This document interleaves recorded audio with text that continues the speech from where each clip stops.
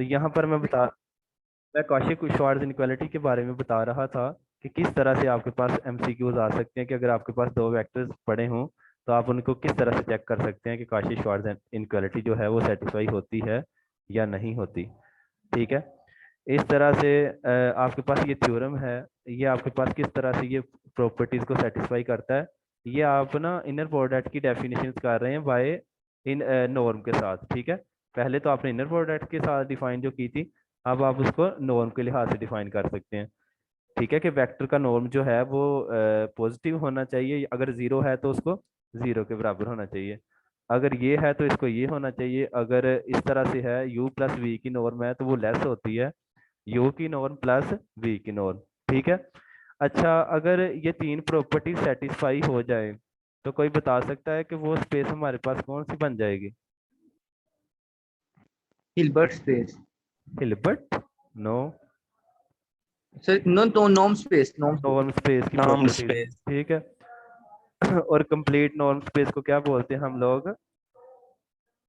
नार्क sir नार्क space. Space. अच्छा, यहाँ पर नेक्स्ट जो है वो है बेसिकली दो वेक्टर्स के दरमियान एंगल। ये आप लोगों ने फर्स्ट ईयर सेकंड ईयर में भी पढ़ा होगा कि किस तरह से हमारे पास जो वेक्टर्स के दरमियान हम एंगल फाइंड कर सकते हैं। तो ये भी आपको पता है, अगर यू दो वेक्टर है 2 3 गिवन है और वी वेक्टर गिवन है, ठीक है 4 या 5, तो आप यू और वी का इनर प्रोडक्ट लें और यू और वी के नॉर्म से डिवाइड कर दें, तो वो आपके पास क्या आ जाएगा, उसका एंगल आ जाएगा। ठीक है, ये आप नीचे बहुत बेशुमार एग्जांपल्स दी हुई है जहां पर उसने नॉर्म भी फाइंड की है और उसने एंगल्स वगैरह भी फाइंड किए हैं। नेक्स्ट जो है वो हमारा है ऑर्थोगोनैलिटी। अब ऑर्थोगोनैलिटी क्या है, आप फर्स्ट ईयर में पढ़ते रहे हैं कि दो वेक्टर्स का जब डॉट प्रोडक्ट जो है वो जीरो आ जाए तो हमें क्या पता चलता है कि जो ए और बी है। ठीक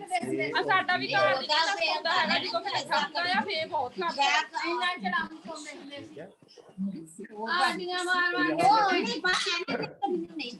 तो यहाँ पर यहाँ पर हमारे पास अगर ऑर्थोगोनैलिटी देखें तो वहाँ दो वेक्टर्स अगर आपके पास क्या है, उनका इनर प्रोडक्ट जो हमारे पास अगर जीरो आ जाता है तो इससे मुराद क्या होता है कि वो हमारे पास क्या होता है, वो ऑर्थोगोनैलिटी होती है, मतलब उनके बिटवीन ना मतलब परपेंडिकुलर होते हैं। ठीक है, अच्छा अगर आप एक वेक्टर जीरो ले लेते हैं, दूसरा वेक्टर कोई एनी वन ले लेते हैं, तो इसका मतलब है कोई भी वेक्टर जो होता है वो जीरो वेक्टर के क्या होता है, परपेंडिकुलर होता है। ठीक है, तो ये आप चेक कर सकते हैं यहाँ से कि अगर जीरो वेक्टर्स के साथ किसी वेक्टर का इनर प्रोडक्ट लिया जाए तो वो आपके पास क्या आ जाता है, जीरो। तो यहाँ पर आप जब आप लोग इसका एंगल फाइंड करना चाहते हैं, ठीक है, आप क्या फाइंड करना चाह रहे होते हैं, एंगल्स फाइंड करना चाह रहे होते हैं, तो बेसिकली ऑर्थोगोनैलिटी का मतलब ही ये होता है कि उनके बिटवीन जो एंगल है वो आपके पास क्या होता है, 90 होता है। सही हो गया, तो ये चीजें लिखी हुई है नीचे, तो ये सारी चीजें आपने ना फिजिक्स में भी पढ़ी होंगी इसके रिलेटेड। जो इनर प्रोडक्ट है ये काफी ज्यादा सेम है इनर प्रोडक्ट के साथ। ये नीचे आपके पास डिफरेंट तरह के वेक्टर हैं, उनकी नॉर्म फाइंड की, सॉरी इनर प्रोडक्ट फाइंड की। ये वेक्टर जो पहले दो हैं ये क्या है, ऑर्थोगोनैलिटी है, यू और वी, यू और डब्ल्यू भी ऑर्थोगोनल है। ठीक है, लेकिन ये परपेंडिकुलर नहीं है वी और डब्ल्यू, क्योंकि ये -16 इसका आंसर आ गया। इसी तरह से अगर कंटिन्यूस फंक्शंस में मैंने कल भी बताया था कि फंक्शंस में नॉर्म किस तरह से डिफाइन होती है, सॉरी इनर प्रोडक्ट किस तरह से डिफाइन होती है, तो इस तरह से होती है। क्या होती है कि -पाई से लेकर पाई जो आपने इंटरवल लिया होता है, और एफ ऑफ एक्स और जी ऑफ एक्स दोनों की मल्टीप्लीकेशन और उनका इंटेग्रल, तो ये जीरो आ गया। तो इसका मतलब है ये जो दो फंक्शंस थे हमारे पास साइन टी और कोस टी, ये दोनों इस इंटरवल पर क्या होते हैं, एक दूसरे के परपेंडिकुलर होते हैं। समझ आ रही है? अब यहाँ पर एक रिमार्क है कि अगर एक वेक्टर ले लिया जाए is orthogonal to in R n if and only, ये वही बात है कि अगर आपके पास उनकी जो इनर प्रोडक्ट, सॉरी नॉर्म जिस तरह से डिफाइन है, अगर वो जीरो आ जाती है तो वो आपके पास क्या होंगे, फिर ऑर्थोगोनल होंगे। ठीक है अच्छा, अब इस चीज को हम डिफाइन करते हैं कि हमारे पास ऑर्थोगोनल कंप्लीमेंट क्या होता है। यहाँ पर मैं एक बार डिस्कस करते जाता हूँ कि आज एसएमएस के जो हैं एडमिशन ओपन हुए हैं, तो वहां पर अगर आपने, वो मैंने ग्रुप में सेंड किया था, उसकी अगर आप लिस्ट चेक करें तो सबसे पहले लीनियर अलजेब्रा आता है। तो लीनियर अलजेब्रा हमने काफी हद तक पढ़ ली है और डिस्कस कर लिया। यहाँ पर ना, यहाँ पर एक ही चैप्टर बचता है एगन वैल्यू और एगन वेक्टर्स के रिलेटेड, तो इंशाल्लाह इसके बाद हम डिस्कस करेंगे। तो मैं वहां पर बार बार इसलिए कह रहा होता हूँ कि आप मीटिंग में डिस्कस कर लें, क्योंकि हमने यहाँ पर मीटिंग इसीलिए रखी होती है कि आप लोग जो भी अगर आपको प्रॉब्लम आती है तो यहाँ पूछ लिया करें। सही है, क्योंकि मैं खुद स्टूडेंट हूँ तो फिर रिप्लाई करना मुश्किल हो जाता है सबको। तो यहाँ पर काइंडली पूछ लिया करें, इसमें ना तो गुस्सा करने वाली बात है ना कोई और है। ठीक है, थैंक यू वेरी मच, अगर ये आप लोग समझते हैं तो। अच्छा, अगली जो आता है वो आता है ऑर्थोगोनल कॉम्प्लीमेंट्स। ठीक है, तो ये क्या चीज है, let S be a subset of the inner product space V. अगर आप कोई भी सबसेट ले लें किसी इनर प्रोडक्ट वी का, the orthogonal complement of S denoted by that S. S के ऊपर अगर आप इस तरह से परपेंडिकुलर वाला साइन लगा लें। अब ये देखिए कितनी इसकी अच्छी डेफिनेशन है कि एस कंप्लीमेंट में वो वाले वेक्टर्स आएंगे वेक्टर स्पेस में से कि जिसका अगर आप, क्योंकि एस में क्या चीज पड़ी हुई है, एस में भी तो असल में वेक्टर ही पड़े हुए हैं ना। वो जो वेक्टर्स हैं वो सब सेट है, जो एस है वो सब सेट किसका है, वी का। वी के अंदर भी वेक्टर्स हैं और एस के अंदर भी क्या है, वेक्टर्स हैं। समझ आ रही है बात की। अब अगर आपके पास इस वेक्टर का, आप लोगों ने इस वेक्टर वी में से वेक्टर्स को उठाना है और उसका आपने लेना है इनर प्रोडक्ट किसके साथ, जो यू में है। वो यू कहाँ से, एस में से। अगर उसका इनर प्रोडक्ट आपके पास जीरो आता है, मतलब कि एस कम्प्लीमेंट से मुराद ये है कि अगर वो जितने भी वेक्टर जिसके साथ यू के वेक्टर्स का जो इनर प्रोडक्ट है वो जीरो आता है, तो वो आपके पास ऑर्थोगोनल कम्प्लीमेंट होता है। सही हो गया। तो ये ऑर्थोगोनल कम्प्लीमेंट की डेफिनेशंस है। इसको आप एग्जांपल के थ्रू भी देख सकते हैं कि किस तरह से ऑर्थोगोनल कम्प्लीमेंट्स आप फाइंड कर सकते हैं। ठीक है, सही है, मतलब कि u और v, ठीक है, दो वेक्टर्स है।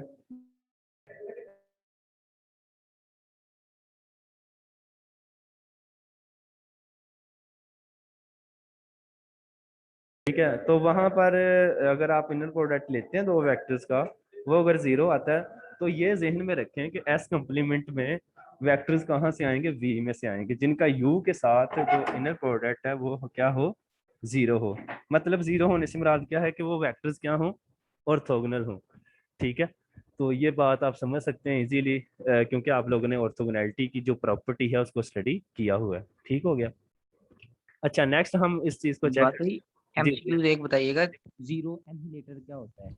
जी जी। ये कॉम्प्लीमेंट जीरो एनहिलेटर क्या होता है? ये एक और zero orthogonal complement zero orthogonal, यानी जीरो एनहिलेटर क्या होता है? Zero annihilator. हाँ जी। यार जो जीरो एनिहिलेटर जो टर्म आप डिफाइन करते हैं ये मॉड्यूल थ्योरी में करते हैं आई थिंक सो। आपने किस सब्जेक्ट में पढ़ा है? अब मुझे नहीं पता कि आपने कहाँ पर पढ़ा है ये चीज।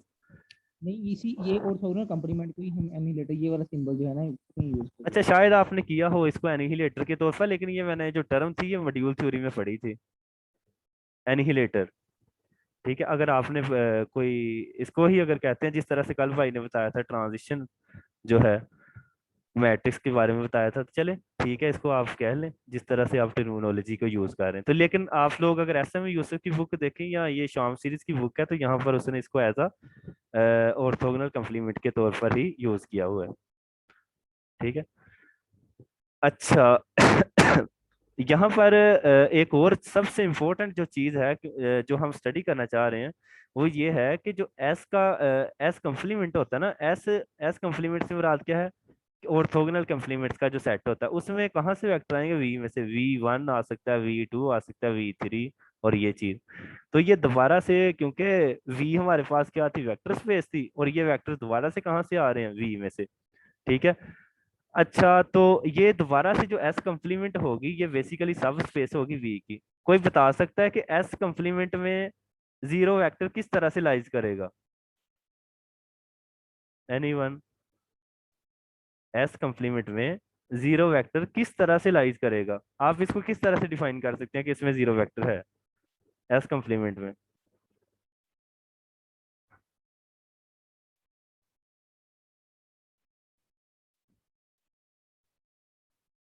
ठीक है, क्योंकि अगर आप कोई भी जीरो उठा लेते हैं वेक्टर स्पेस में से, जीरो वेक्टर उठा लेते हैं, उसका यू के साथ क्या चेक करते हैं, इनर प्रोडक्ट चेक करते हैं, तो वो क्या आएगा, जीरो ही आएगा ना। तो इसका मतलब है ये जीरो कहाँ पर चला जाएगा, ये जीरो वेक्टर था, ये कहाँ चला जाएगा, एस कम्प्लीमेंट में। ठीक है, तो ये इसीलिए यहाँ पर जीरो वेक्टर होगा, और आपको पता है वेक्टर स्पेस होने के लिए उसको जीरो होना उसका जरूरी है। ठीक है, 7.3 प्रोपोजिशंस को हम स्टडी करते हैं कि let S be subset of vector space, then S complement जो होगा वो सब स्पेस ऑफ वी होगा। तो इसको हमने पहले भी मैंने बता दिया आपको कि सब स्पेस होती है। ठीक है, तो सब स्पेस की ये आपने पहले सीखा कि ऑर्थोगोनल कंप्लीमेंट क्या होता है, उसके बाद वो चीज को सीख लिया। सही है। अच्छा, इसके बाद अगर आप थ्योरम को इसको स्टडी करें, ठीक है, कि अगर आपके पास let W be a subspace of V, W क्या है, सबस्पेस है वी की, और then we the direct sum of W and W complement. ये देखें, ये चीज ने अगर आपने वेक्टर स्पेस पढ़ी है तो आप इसको इजीली समझ सकते हैं। अब यहाँ पर अगर मैं डब्ल्यू कंप्लीमेंट को डिफाइन करूँ तो वो क्या आएगा कि ऐसे वेक्टर कहाँ से, वी में से, सच दैट भला किन की इनर प्रोडक्ट जो है वो जीरो होनी चाहिए, और कौन सी चीज कहाँ, डब्ल्यू कहाँ से बिलोंग करना चाहिए, डब्ल्यू में से। मुझे बताएं कि यहाँ पर कौन कौन से वेक्टर दो आएंगे, अगर आप मैथमेटिकली इसकी डेफिनेशन देखना चाह रहे हैं तो। वी यहाँ एंड पे यू डब्ल्यू। डब्ल्यू है, वी वी हाँ, डब्ल्यू। ये वी आएगा और क्या आएगा, डब्ल्यू आएगा। ठीक हो गया। अच्छा, अब इसने कितनी अच्छी बात लिखी है कि जो वेक्टर स्पेस होती है वो बेसिकली जो उसका सबसेट अगर आप ले लें, डब्ल्यू डब्ल्यू सब स्पेस सॉरी ले लें, और अगर डब्ल्यू का क्या लें, कंप्लीमेंट लें, तो वो उनके डायरेक्ट सम के बराबर होती है। और मैंने आपको पिछले चैप्टर में बताया था डायरेक्ट सम क्या होता है। अब अगर डायरेक्ट सम में मैंने आपको बताया था कि ये जो डब्ल्यू होता है इसका अगर आप इंटरसेक्शन लें डब्ल्यू कंप्लीमेंट के साथ, तो वो क्या आएगा, इसकी प्रॉपर्टी होती है डायरेक्ट सम की, अगर आपने जीरो। पढ़ा, जीरो।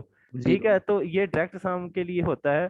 इसी तरह से मैंने आपको पिछले चैप्टर में बताया था किसी भी ग्रुप को हम दो सब ग्रुप्स के डायरेक्ट सम में लिख सकते हैं, मैंने अगर याद हो बताया था ये चीज। ठीक है, ये ग्रुप थ्योरी में डिफाइन है डायरेक्ट सम ना, इस तरह से वेक्टर स्पेस में भी ये चीजें ठीक है। डिफाइन है। सही है।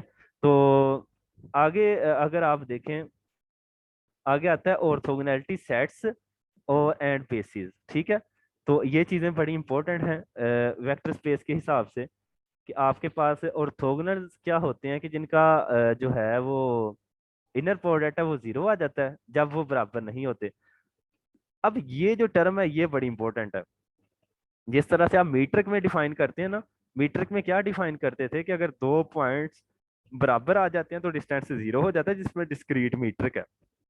अगर पॉइंट्स बराबर नहीं होते तो वन है। तो ये जरा थोड़ा सा उलट है कि अगर आपके पास पॉइंट्स जो हैं मतलब वेक्टर जो है वो बराबर हैं, अगर वो जीरो आ जाता है तो इसका मतलब है, सॉरी, अगर बराबर हैं तो यू यू के साथ लें तो वन आ जाता है, और अगर यू का वी के साथ लें तो जीरो आ जाता है। इसका मतलब है वो सारे के सारे वेक्टर क्या हैं, ऑर्थो नॉर्मल हैं। ठीक है, और आपको पता है जिस वेक्टर का अगर आप मैग्नीट्यूड लेते हैं वो अगर वन आ जाता है तो उस वेक्टर को आप यूनिट वेक्टर भी बोल रहे होते हैं। तो इसमें दो ही पॉसिबिलिटीज हैं, या जीरो आ सकता है या क्या आ सकता है, वन आ सकता है। तो इस तरह से आप किसी भी वेक्टर्स को जो है वो नॉर्मलाइज कर सकते हैं ना, क्या कर सकते हैं, नॉर्मलाइज कर सकते हैं।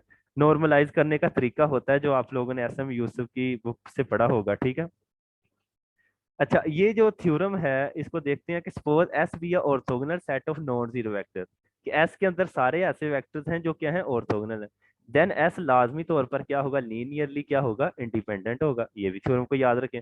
अब पैथागोरस जो थ्योरम है यहाँ पर कि अगर वेक्टर जो है वो आपस में क्या है, ऑर्थोगोनल है, तो ये थ्योरम अगर आपने आज कायदे आजम का यहाँ पर सोल्व एमसीक्यूज देखे तो वहां पर ये मौजूद होगा कि वेक्टर्स के सम का जो नॉर्म का स्केयर होता है वो इंडिविजुअली उन पर क्या हो जाता है, ऐड हो जाता है, कि u1 की नॉर्म का स्केयर प्लस u2 की नॉर्म का स्केयर प्लस।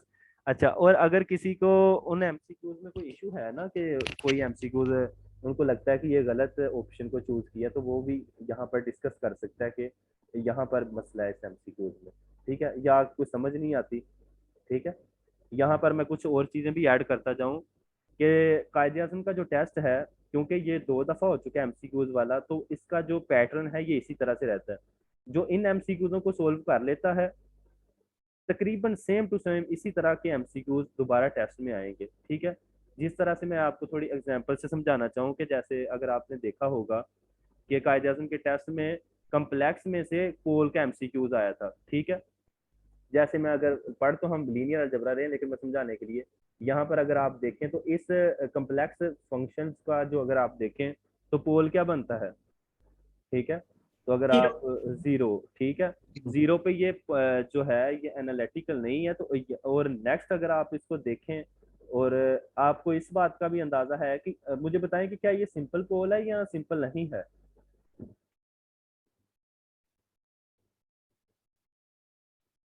ठीक है, तो ये सिंपल पोल है क्योंकि इसका ऑर्डर क्या है, वन है, ठीक है। अगर मैं यहाँ पर z-1 का यहाँ पर स्क्वायर कर दूं तो यहाँ पर पोल तो वन है लेकिन उसका ऑर्डर टू है, दैट इज नॉट सिंपल, ठीक है, सिंपल नहीं है। फिर लेकिन आपको मैंने वहां पर ऐड कुछ पेजेस किए थे, यहाँ पर आपको पता होलोमॉर्फिक फंक्शंस वो होते हैं कि जो आपने उन पॉइंट्स के अलावा, जो पॉइंट्स उसके पोल्स पॉइंट्स होते हैं उनके अलावा वहां पर क्या होते हैं, डिफरेंशिएबल होते हैं या एनालिटिकल होते हैं। तो उनको हमने मेरोमॉर्फिज्म भी बोल दिया था, जो ऑप्शन बी करेक्ट था अगर आपने तफसील। तो मैं आपको बता रहा था कि कायदे आज़म में जो है वो एमसीक्यूज इसी रिलेटेड आ सकते हैं, या पोल आ सकता है, या रेजिड्यू क्लासें आ सकती हैं, कैसे फाइंड कर सकते हैं, ये रेजिड्यू आ सकता है, ठीक है। एक दो और सिंगुलर पॉइंट आ सकते हैं। तो ये चीज़ों को अगर आप एमसीक्यूज़ों को ज़्यादा से ज़्यादा डिस्कस किया करें या देखा करें तो आप काफ़ी इंप्रूवमेंट ला सकते हैं अपने आप में। या पीपीएससी के जो 11, 15, 17 में पेपर्स हुए हैं उनको अगर आप, उनके सोल्यूशन भी मौजूद हैं सारे यूट्यूब चैनल्स पर, आप वहाँ पर भी उसको देख सकते हैं। तो मैं यहाँ पर बता रहा था पैथागोरस। तो ये एमसीक्यूज आपके सामने जो कायदे आज़म में आया हुआ है, तो अगर किसी को ये थ्योरम का ही ना पता हो तो वो वहां पर कैसे अप्लाई कर सकता है, बिल्कुल भी अप्लाई नहीं कर सकता, ठीक है। तो यहाँ पर जो है बाकी वो नीचे एक इक्वालिटी दी हुई है, वो तो जरा दिखाइए, बताइएगा उसी के नीचे। ये वाली, जी ये उस्मान दो वेक्टर्स के लिए है, यहाँ पर तो आर वेक्टर्स के लिए था ना, यहाँ पर हमने दो वेक्टर्स के लिए उसको कर दिया कि u प्लस वी की नॉर्म का स्क्वायर बराबर होता है u की नॉर्म का स्क्वायर प्लस v की नॉर्म का स्क्वायर। सही हो गया, मतलब ये तो जनरलाइज फॉर्म थी, इसको हमने दो वेक्टर्स के लिए कर दिया, ठीक है, ठीक। ठीक है। लेकिन यहाँ पर एक यहाँ बात, पे भी यू भी दोनों, यहाँ पे भी वो ऑर्थोगोनस ही है ना एक हाँ दूसरे के। बिल्कुल, यही बात बताने लगा था। ये कंडीशन जरूरी है कि u और v को क्या होना चाहिए, परपेंडिकुलर होना चाहिए, मतलब ऑर्थोगोनल, ऑर्थोगोनल, जी। ठीक है। ये कंडीशन जरूरी है, फिर ये सेटिस्फाई होगी इनक्वालिटी, जो इक्वालिटी है, ठीक है। ये इनक्वालिटी नहीं है बल्कि इक्वालिटी है। अच्छा, उसके बाद कुछ चीजें जो हैं वो मैं यहाँ पर बताऊंगा, जो चीजें जरूरी हैं, ठीक है। ये भी मैं पता नहीं कहाँ पर चीजों को देख रहा था, क्यों मैं आपको सिंपल समझाना चाहूँ अगर आप कंफ्यूज ना हो। तो ए डॉट बी आपने पढ़ा था किसके बराबर होता है, ए बी कोस थीटा, ठीक है। अगर मैं आपसे बोलूं कि मैंने फाइंड करना है ए कोस थीटा, तो वो बराबर किसके होगा, वो बराबर होगा आपके पास ए डॉट बी ओवर क्या बन जाएगा, बेसिकली वो बी, ठीक है। अगर मैं इसी चीज को इनर प्रोडक्ट में देखूं तो ये बन जाएगा, ये बेसिकली है projection of B on A या projection of A on B. क्या आप क्या समझ रहे हैं यहाँ पर, ये चीज क्या है। प्रोजेक्शन ऑफ ए है। नहीं, किस बी के ऊपर, ठीक है। मतलब फॉर जी। एग्जांपल अगर आप इस चीज को देखें, इस तरह से देखें कि ये वेक्टर आपके पास बी है, ये आपके पास वेक्टर ए है, तो जाहिर बात है इसका ये जो कंपोनेंट है ये क्या बनेगा, ए साइन थीटा। और ये वाला फिजिक्स के हिसाब से बता रहा हूँ, ये क्या बनेगा कंपोनेंट, ए कोस थीटा। तो जाहिर बात है जो ए कोस थीटा ये बी के ऊपर है प्रोजेक्शन ना, इसका अगर साया यहाँ पर अगर समझने के लिए समझ लें कि आपके पास सूरज है, ठीक है, उसका साया, तो ये प्रोजेक्शन ए ऑन बी है। तो ये बेसिकली अगर आप इसको इनर प्रोडक्ट में देखें तो ये प्रोजेक्शन के हवाले से काफ़ी इंपॉर्टेंट होती हैं चीज़ें, कि आपका जो प्रोजेक्शन है यहाँ पर मैं लिखूंगा अगर किसके ऊपर है, ए ऑन बी, तो मैं इसको इस तरह से लिख सकता हूँ ए ऑन बी। तो ये आपके पास इनर प्रोडक्ट में इस तरह से डिफाइन होगा, ए बी की इनर प्रोडक्ट। और नीचे ये मुझे बताएं कि ये भला मैं इसको नीचे क्या लिखूंगा, बी को, बी का क्या लिखूंगा, बी बी की इनर प्रोडक्ट सेम। यहाँ पर मैं क्या ये चीज़ नहीं लिखूंगा कि बी की नोड, जी, ये भी ठीक है। ठीक है। तो ये है सिंपली प्रोजेक्शन समझने के लिए। तो आपने तो फिजिक्स तो आपने पढ़ी होगी फर्स्ट ईयर में, तो इसी तरह से आप अगर वो मुश्किल साइड पे ना जाएं तो आप इस तरह से भी फाइंड कर सकते हैं प्रोजेक्शन वाला काम ना, तो मुश्किल काम नहीं, ठीक हो गया। आगे ये ग्राम स्मिथ ऑर्थोगोनैलिटी ऑर्थोगोनलाइजेशन प्रोसेस है, इसको किस तरह से आप फाइंड कर सकते हैं। मतलब देख सकते हैं, ये बड़ा इंपॉर्टेंट होता है। हम देखते हैं कि लेट अगर आपके पास ये बेसिस हैं इनर प्रोडक्ट स्पेसिस की, तो इन बेसिस की मदद से आप ऑर्थोगोनल बेसिस फाइंड कर सकते हैं। अब ऑर्थोगोनल बेसिस से क्या मुराद है कि वो जो बेसिस हो, मैंने कल भी बताया था वेक्टर स्पेसिस की जो बेसिस होती है वो यूनिक नहीं होती। तो यहाँ पर ये तो बेसिस हमें गिवन थी, अब हमने वो बेसिस फाइंड करनी है कि जब भी उन बेसिस का अगर इनर प्रोडक्ट लेते हैं आई और जे, वो हमेशा हमारे पास क्या आना चाहिए, 0 आना चाहिए। तो ये ये जाहिर बात अगर देखा जाए तो ये हमारे पास एक अलगोरिथम है जिस बेस पर हम ये फाइंड करते हैं, या आप लोगों ने एसएम यूसुफ की बुक पर भी 7th चैप्टर में देखा होगा, ठीक है, वहां पर भी आपको एग्जाम्पल मिल जाएंगे। तो ये बात लास्ट पर, अब देखो कि पहले इसमें क्या होता है कि पहले वेक्टर को तो हम वैसे रख देते हैं कि हमारा जो W1 है वो V1 है, फिर हम जब W2 वेक्टर फाइंड करते हैं तो फिर क्या करते हैं, V2 तो आपके पास गिवन होता है, और यहाँ पर V2 की आप इनर प्रोडक्ट किसके साथ लेते हैं, W1, वो तो यहाँ पर मौजूद है। फिर W1 भी आपने फाइंड किया होता है, W1 की W1 के साथ क्या लेते हैं, इनर प्रोडक्ट, ठीक है, और फिर W1 के साथ क्या कर देते हैं, मल्टीप्लाई। इसी तरह से W3। तो बताने का मतलब ये है कि W1, W2 और WK जितने भी वेक्टर्स होंगे आपस में ये क्या आएंगे, ऑर्थोगोनल आएंगे, ठीक है, कि इनका अगर आप इनर प्रोडक्ट लेते हैं तो वो आपके पास क्या आएगा, वो 0 आएगा। तो यहाँ पर ये देखें, मैं आपको समझाना तो ये चाह रहा हूँ क्योंकि वो तो उसका एल्गोरिथम है। तो अगर आप ये एग्जांपल देखें, ठीक है, तो इस एग्जांपल से आप सीख सकते हैं कि किस तरह से हम ये फाइंड आउट करते हैं, ठीक है। तो ये देखें, ये V1 है, ये V2 है, ये V3 है, तो हमने V1 को तो वैसे का वैसे रख दिया। अब जब हमने फाइंड ये चीज को हमने कंप्यूट किया, क्योंकि ये हमारे पास बेसिकली किस चीज के बराबर था, ये हमारे था W2 के, तो हमने V2 का W1 से इनर प्रोडक्ट लिया। इनर प्रोडक्ट लेना तो आपको आता है, मैंने पहले भी बताया, डॉट प्रोडक्ट की तरह से डिफाइन है। यूजुअल जो है वो 12 आ गया, ये 4 आ गया। अब वहां पर वैल्यूज रखी तो हमारे पास W2 ये चीज आ गई है, ठीक है। अब W1 का W2 से अगर हम इनर प्रोडक्ट लेते हैं तो ये क्या आ जाएगा, -2 -1 +1 और +2। तो आंसर क्या आएगा हमारे पास, इसका मतलब है W2 और W1 दोनों एक दूसरे पर क्या है, ऑर्थोगोनल है, ठीक है। इसी तरह से हमने ये चीजों को कंप्यूट किया तो हमारा ये वेक्टर आ गया। अब इस वेक्टर को आप इसके साथ बेशक मल्टीप्लाई करें या इसके साथ करें, तो आंसर हमेशा क्या आएगा आपके पास, 0 आएगा। अच्छा मुझे बताएं, ये तो उसकी थी ऑर्थोगोनल बेसिस। अगर हम ऑर्थोनॉर्मल बेसिस फाइंड करना चाहें तो फिर हम क्या, ऑर्थोनॉर्मल बेसिस वो होती है जिनमें वेक्टर्स की जो क्या होती है, मैग्नीट्यूड जो होती है या लेंथ होती है वो 1 होती है। तो हम किस तरह से कर सकते हैं, हाँ जी, एनी आइडिया है किसी के पास? कि पहले तो हमने ऑर्थोगोनल बेसिस फाइंड किया ना, मैं अब बेसिस उन बेसिस की बात कर रहा हूँ जो क्या है, ऑर्थोनॉर्मल, के जिनमें वेक्टर ऑर्थोगोनल भी हो, डिफरेंट वेक्टर, और अगर उस वेक्टर की उस वेक्टर के साथ मैग्नीट्यूड ली जाए या हम क्या लें उसमें इनर प्रोडक्ट लें तो वो हमारे पास क्या है, 1 आए। तो हम क्या कर सकते हैं, ठीक है, हम वहां पर क्या करेंगे, हम सबसे पहले उन वेक्टर्स की मैग्नीट्यूड सॉरी नॉर्म पे क्या कर देंगे, डिवाइड कर देंगे। आपको मैंने पहले भी बताया कि नॉर्मलाइज करने का तरीका ये होता है, या आप उसको यूनिट वेक्टर में किस तरह से, यूनिट वेक्टर का फार्मूला तो आपने फर्स्ट ईयर में भी पढ़ा होगा कि वेक्टर को अगर वेक्टर की मैग्नीट्यूड पे डिवाइड कर दिया जाए तो वो क्या बन जाता है, यूनिट वेक्टर बन जाता है, ठीक है। तो इस तरह से अगर हम उन वेक्टर्स को उनकी नॉर्म पे डिवाइड कर देंगे तो वो हमारे पास क्या बन जाएगा, फिर वो क्या बन जाएगा, ऑर्थो नॉर्मल बेसिस बन जाएंगी। अब ये आपकी एक्सरसाइज है 7.11। अब अगर आप इसको हल कर गए ना तो समझ लो आप लोगों ने ये प्रोसेस को सीख लिया कि किस तरह से काम करता है, ठीक है। ये जरूर करने की कोशिश कीजिएगा, जो चीज मैं जरूर कहता हूँ इसका मतलब है वहां से आप काफी कुछ सीख लेंगे क्योंकि ये फंक्शन पे डिफाइन है, ठीक है। तो आगे आप लोगों के पास जो है वो यहाँ पर क्या है, हाँ, ऑर्थोगोनल मैट्रिसेस क्या होते हैं, ये भी काफी दफा एमसीक्यूज आया है, बल्कि पीपीएससी में, कि अगर आपके पास कोई मैट्रिक्स पी है, अगर आप उसका ट्रांसपोज लेते हैं वो पी इनवर्स के बराबर आ जाता है, या आप दूसरे वर्ड में कहते हैं कि पी पी ट्रांसपोज को अगर मल्टीप्लाई करें तो आइडेंटिटी आ जाती है। ये हमने पहले चैप्टरों में भी पढ़ा हुआ है। तो वो आपके पास क्या होता है, ऑर्थोगोनल मैट्रिसेस होते हैं, ठीक है। तो इसको भी ये सामने आपके गिवन है, इस तरह से आप इसको देख सकते हैं, ठीक है। ये डिफरेंट तरह के मैट्रिक्स रिप्रेजेंटेशन है, किस तरह से आप देखते हैं। आगे ये दोबारा जो चीजें डिफाइन हैं, ये दोबारा से इन चीजों को देख लीजिएगा।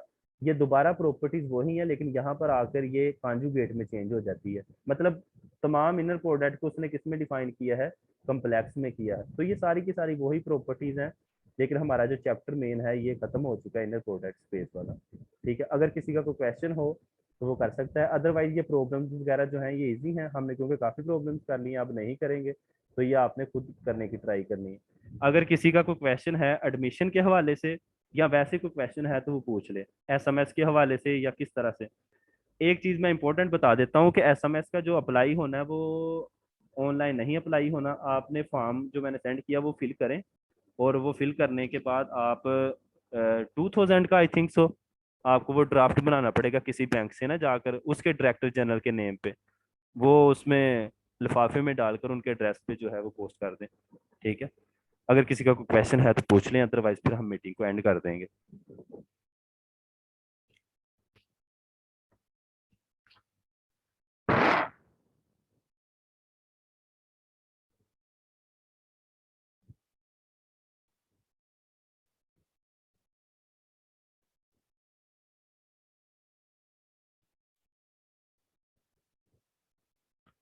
वालेकुम अस्सलाम जी, पूछिए आप क्वेश्चन कौन सा पूछना चाहती हैं।